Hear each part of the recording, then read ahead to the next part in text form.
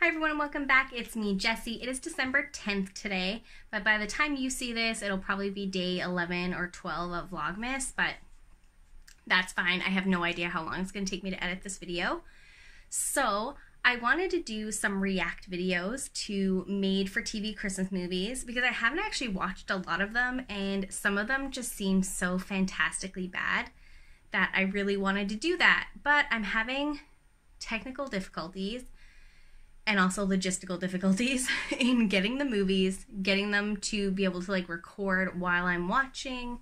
Also my audio, so my built-in mic in my laptop is awful and I don't have an external mic. So just running into lots of issues. So instead, the way I'm gonna do it is I'm gonna record myself just watching the movie.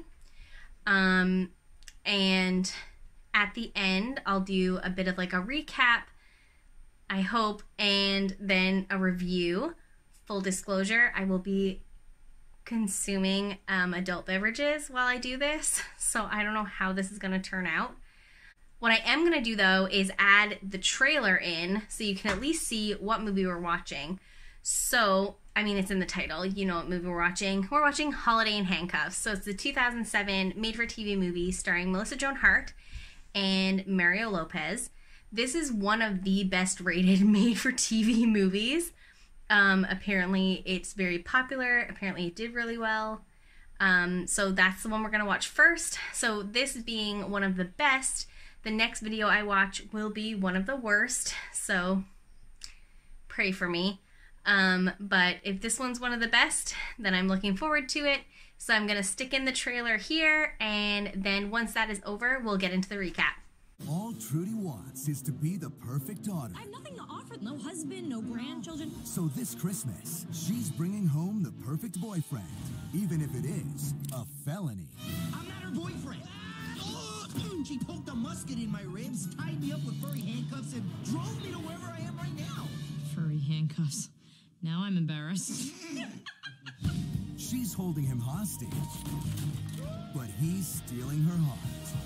Oh, I just needed the Melissa Joan Hart, Mario Lopez. I hope you're not expecting much from Santa. A federal offense probably puts you on the naughty list this year. The ABC family. So it's recap and review time, I guess. So, the movie starts with the main character, so that's Melissa Joan Hart's character. Her name is Gertrude Chandler, but everyone calls her Trudy. So she starts the movie with, like, putting a perm in her hair. And then her mom calls, and her mom is, you know, all the regular pressure stuff. Make sure you're dressed cute. Make sure your boyfriend comes. Make sure your hair is nice. Whatever. Talks to her dad. Her dad is like, hey, I set up that interview for you today. It's Christmas Eve, apparently, and you have an interview. So go do that and make sure you get that job and then come to dinner. And she's like, okay, no problem. And then she's on her way to the interview, and this guy is like, let me in. And she's like, yeah, no problem. And she like backs up, and the car tries to go in, and then it gets in an accident, and that guy is like getting shitty with her. And it's like, what? You're the one who wanted to go in. So whatever, it made her late for her interview. She missed her interview. So then she goes to work at this like restaurant that's run by a man who's like Hindu. And I don't know why that's relevant, but it is. So she works there with her friend. And then her super rich boyfriend shows up, and he's like, I actually can't go to your parents because I'm an asshole. No, he said he can't go because he, like, doesn't think that they're at that level. And that the only reason why he even agreed to go was because she hadn't put out yet. And he thought that it would, like, make her put out. Gross. Disgusting. So, then she has a nervous breakdown. Like, stuff is spinning. She's going crazy. And she spots Mario Lopez's character, David. And she's like, I'm just gonna take him to my family's Christmas thing, which is at a cabin in the middle of nowhere. So he goes to go to the bathroom. She's like, okay, I'm gonna take you now at gunpoint and put you in the car. He slips, knocks himself out. She tosses him in the car, wakes up, and he's like, you can't just kidnap me. And she's like, yeah, I can. Because, like, I need you to be at my family's thing. And he's like, no, that's not going to happen.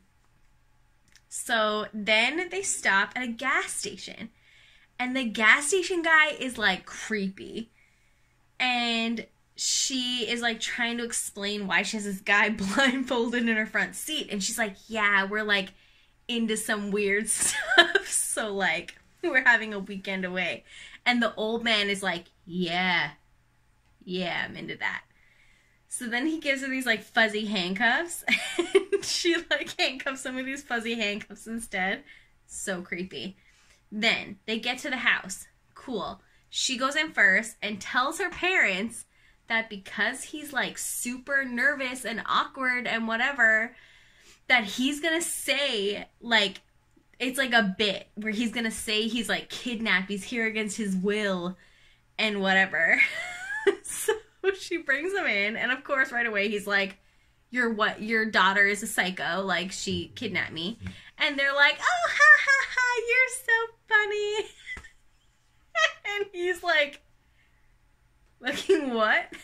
So then, she's like the key master, which means, I guess, that she gets all the keys and cell phones so that, like, they can't leave or call anybody. So then, he sneaks out in the middle of the night and, like, tries to walk back to where they came from, I guess. But he didn't get very far, and she was like, hey, get back in the fucking car. So he got back in the car, and they went back to the cabin. And then, they get back to the cabin, and I guess, like, the siblings and, like, the grandma and people show up, like these other family members show up. And the same thing, he's like, oh my god, she's so crazy. And they're like, oh, we know, ha ha ha. So then he's like, okay, well, obviously I'm, like, screwed. So, like, I don't know what to do. So he gets a phone. He calls his girlfriend who he was gonna propose to on Christmas Eve. And he's like, hey, like, I've been kidnapped. And she's, what? So then she goes to the police. They're gonna, like, go find them. But in the meantime, he is like, I'm gonna be the best fake boyfriend ever. I'm gonna make your parents love me. So he starts putting on this show, being, like, super besties with all the family. But then, of course, like, Stockholm Syndrome kicks in, and he, like, falls in love with her. And it becomes super obvious, like, not even halfway through the movie. He's like, oh, look, she's just this misunderstood little black sheep. And it's killer. So then, blah, blah, blah, family drama. The brother is gay. I guess that was, like, maybe, like, kind of a big deal in 2007. Also, Candace Cameron Burr, whatever, she would not approve of this storyline, which is why she, like, left Hallmark or whatever, but, like, that's a whole different issue. Anyway, okay, so coming back. So, where did I leave off? Right, so he's, like, being awesome. So she, like, tells him this, like, story about how, like, her best Christmas was when she was 10, and she, like, did this little figure skating routine for her family. So then he, like, set up the backyard so that she could do her little figure skating routine. Whatever. And then the cops show up. Oh, no. Before the cops show up, Mom has, like, a mental breakdown. Mom is depressed. She is struggling.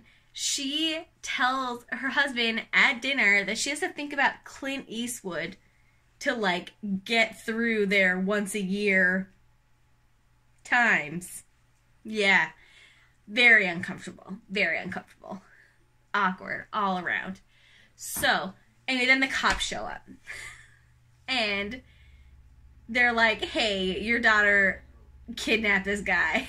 And she's like, they're like, no. And she's like, Yeah, I did. I kidnapped that guy. So then they take them all to the police station, but obviously he doesn't press charges because he's in love with her by this point, which is like classic Stockholm Syndrome. He spent like 40 hours with her and like suddenly they're in love. So he doesn't press charges, and then they like fast forward to Valentine's Day. Valentine's Day rolls around and she sees a thing in the paper about him marrying his like girlfriend. And she's like, I'm so stupid. I can't believe that like I thought we had feelings for each other. Okay, well, you kidnapped him. So like whatever. So then it's like they have this big breakthrough where like she's an artist, but like that didn't fit with her family's vision for her. But she has this like art piece of her as like a kid figure skating or whatever.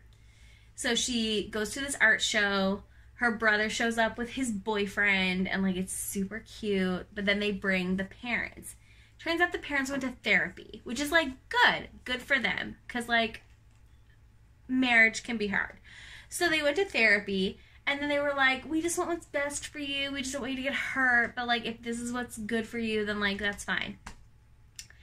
And then she goes to her car, and then Mario Lopez fucking kidnaps her. And it's like, see, switcheroo. Like, now he's kidnapping her. So then he takes her to, like, this place, and she's like, what's going on here? Like, why'd you bring me here? And he's like, I started my own architecture studio. Because I was actually going to marry this super rich girl and, like, her parents' architecture company that I worked for. But, like, now I have my own. And this is it. This is the thing. And it's full of candles, which is a huge fire hazard. So I'm like, you just invested in this big studio. You're going to have candles everywhere? Candles are dangerous. Like, don't just have them everywhere. That's so scary. So anyway, and they're like, whatever. And he's like, this is all I need. All I need is this architecture company and you, my kidnapper, who I spent 40 hours with and am now in love with. And then they kiss, and then the movie ends. So that's it. That is like your 9-minute synopsis. Spoiler alert. Oh, I should have put the spoiler alert in the beginning. Whatever. Figure it out. Okay, so now it's review time.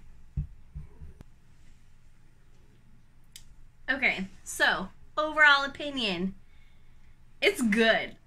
It's good. It's a good movie. There's a reason why this is like one of the best rated made for TV Christmas movies.